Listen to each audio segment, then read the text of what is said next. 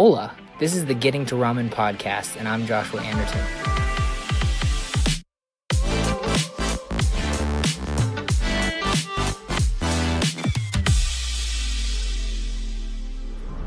Hey, so Josh here. This is a new episode of Getting to Ramen that I'm trying to squeak in here on a Saturday night. Was hoping to release an episode yesterday. Usually I try for Fridays, but things have been really crazy lately. And I'm now editing 3 different other podcasts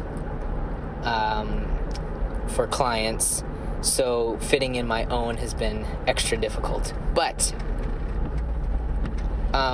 it's really important to me that I keep the momentum going. So I'm just gonna do what I can here. And I'm using my phone to record.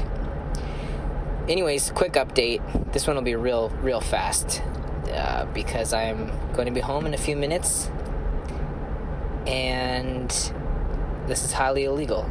Can you get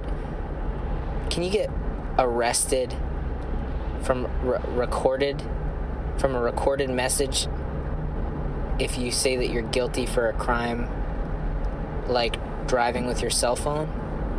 Is that possible? I don't know. If it is, then you'll find out in a future episode. I mean, but anyways. So, Christmas break. Well, not really a break. I didn't really get a break. Worked through and then was sick for most of it. And so was the rest of my family. But one of the really interesting things that happened, a lesson that I learned, was to do with a dispute that happened over Stripe, or in Stripe. So one of my customers, or I thought it was a customer, signed up in September. Came in, purchased an annual plan, and it was $800. So it was the top tier annual plan, and I saw that, was pumped. Ended up being $1,000 Canadian, which was even more exciting. So it bumped up the revenue in September significantly, which I was just like pumped about. You don't question it. You're just like, yay, this is great. More money. And so just before Christmas time, I get a little notification from Stripe that it was disputed, and the person said that they did not make the purchase, and this was a fraudulent charge, and so it just withdrew $1,000 from my bank account, or from my payout that was supposed to happen at Christmas time. And right now, because I rely on that revenue, that makes up about half of what we make right now, it was just $1,000 gone, so for one paycheck. So obviously that meant or made for a pretty tight January, end of December, early January, which is not the time of year that, obviously that is usually the time of year that people are out of money because they spent it all on presents and food at the various get-togethers that one does at Christmas time. But, and we were already low because of those things, but then obviously that dispute just pushes it over the edge. So that was no fun. Hopefully a cautionary tale for somebody out there. You do need to check in for these bigger purchases. I've heard, I saw a tweet from Josh Pigford a while back, and he had a $12,000, it wasn't actually a dispute, it was a refund he had to make. Somebody did an annual plan and then asked for a refund. And it's like, the tricky part that people don't really understand is, first of all, $12,000 is a whole different ballgame. Like, that is a lot of money, and obviously they're bringing in a lot more than that, so that's, but it's a significant amount of money to have to refund somebody, and it hurts.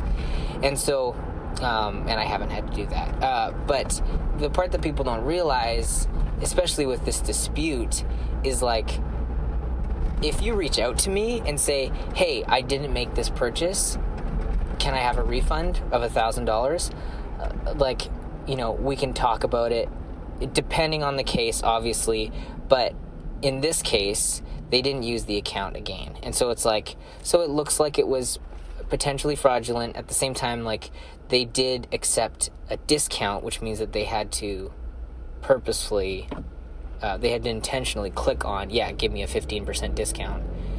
So, it's tricky there. But all that aside, if somebody was to come to me and say, can I get a refund? Then it's going to be like, okay, well, all right, so it looks like you didn't use it, blah, blah, blah, blah.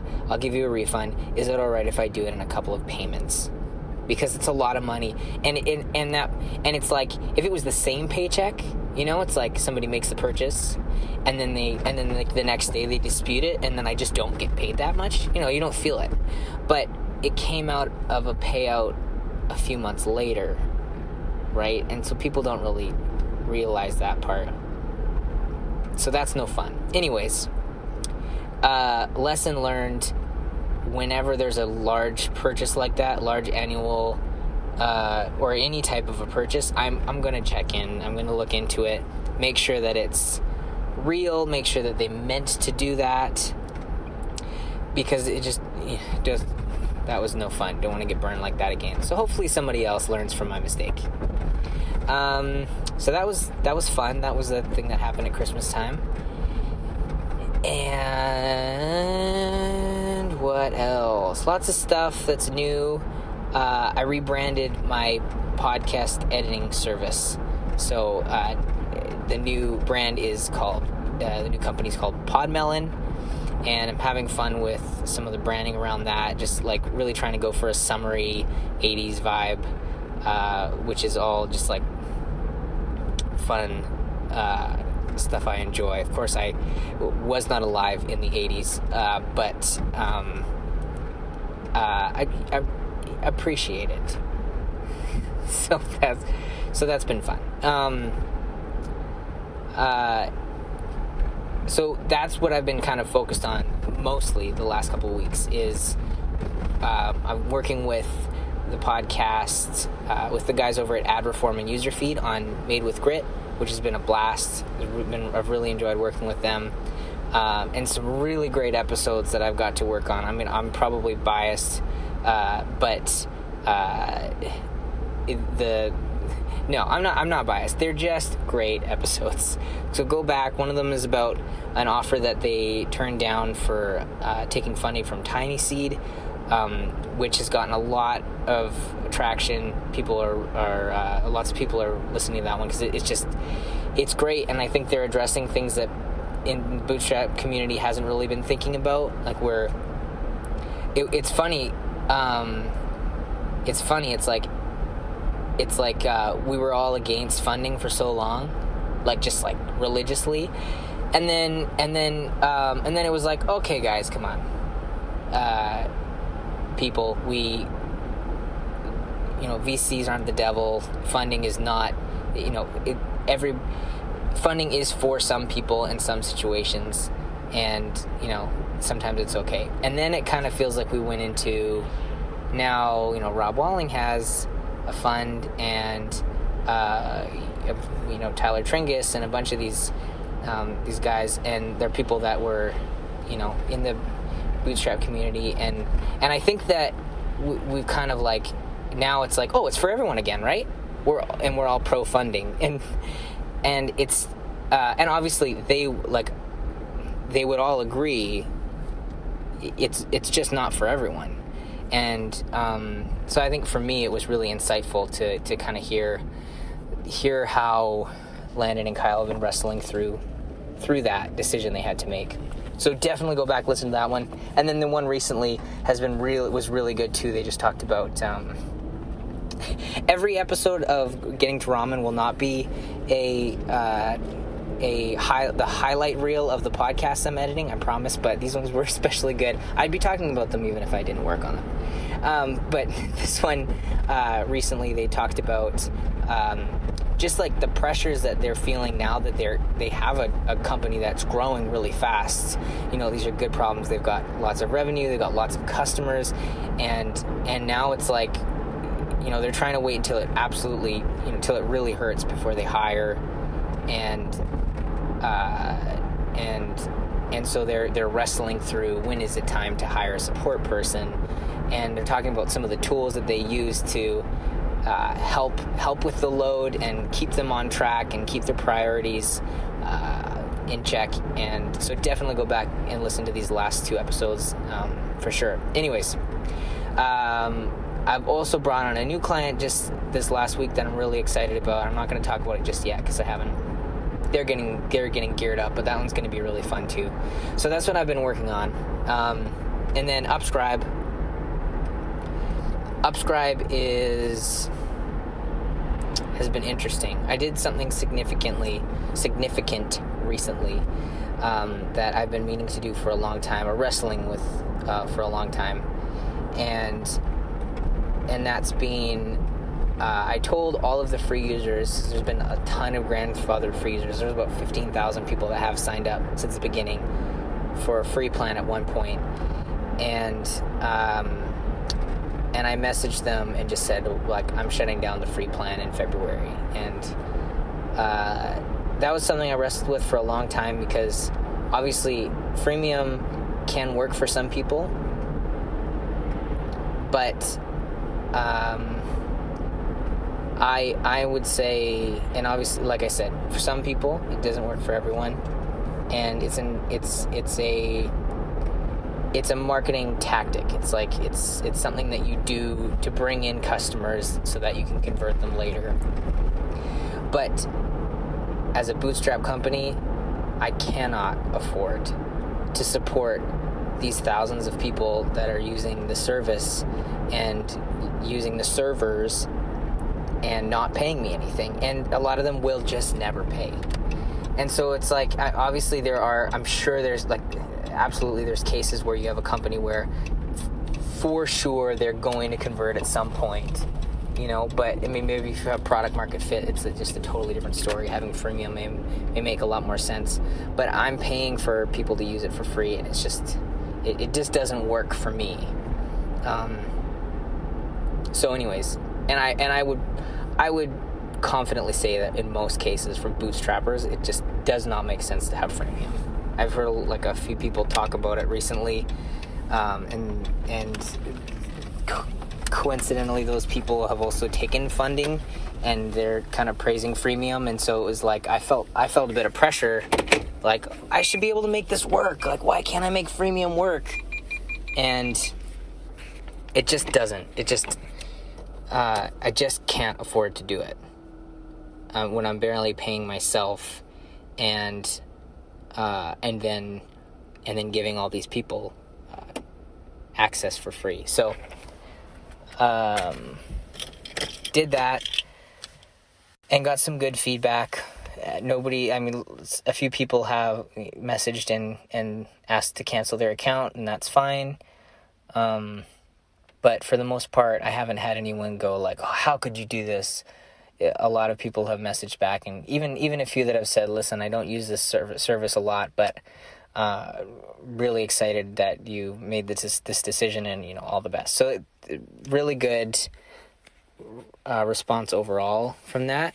The one mistake I did make, and somebody pointed this out, was that I didn't say what Upscribe does.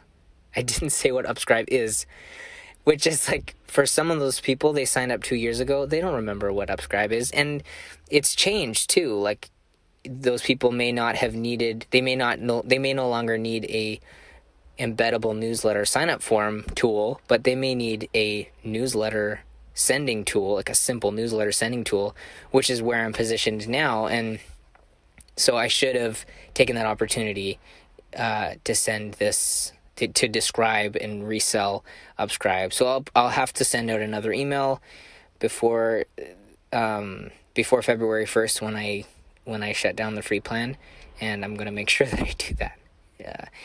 And hopefully everyone else learns this too. people forget who you are. People are busy. They're not paying attention to your business every minute of every day. Every time you send out an email, it's an opportunity for you to sell. So do that. So those are kind of been the major things. Also wanted to just bring up the last episode that I released. I got a lot of really exciting, helpful feedback from people on Twitter. From people like Rob Walling actually reached out about the episode, and like Justin Jackson, and just like Matt Wensing, a bunch of people messaged and just said like, listen, feel you have been there. I feel like that episode I was more vulnerable than I was comfortable with, and I actually, when I was editing it, there's a lot of pieces where I felt like I should just cut them out, and I'm at this point I'm starting to think that maybe that's a good place to be when you're doing any type of publishing, whether it's blogging or podcasting or whatever, especially in this saturated market, where there's tons of podcasts and there's tons of blogs and there's so many voices. You have to be unique, and there's that feeling of like, maybe this is too much. And I think that there's obviously going to be times where I'm probably going to go overboard, but I think I'd rather do that than be too generic. So anyways, really appreciate everyone that reached out about that. And yeah, that's all I'm going to do for this episode, because now I'm home and I feel like I got everything out for this one. So hope you're having a great start to 2020. And if you need podcasts, if you have a podcast and you need editing, you don't have time for it, you're a busy person, you're running a business, blah, blah, blah, I would love to do that for you, work with you, and make your podcast sound really great. So let me know. Podmelon.com. And if you need a newsletter sign-up form, if you need a newsletter sending tool, see, I'm still not even, it hasn't even repositioned itself in my head yet. If you need a newsletter sending tool, please check out Upscribe. So it's upscribe.net or upscree.be.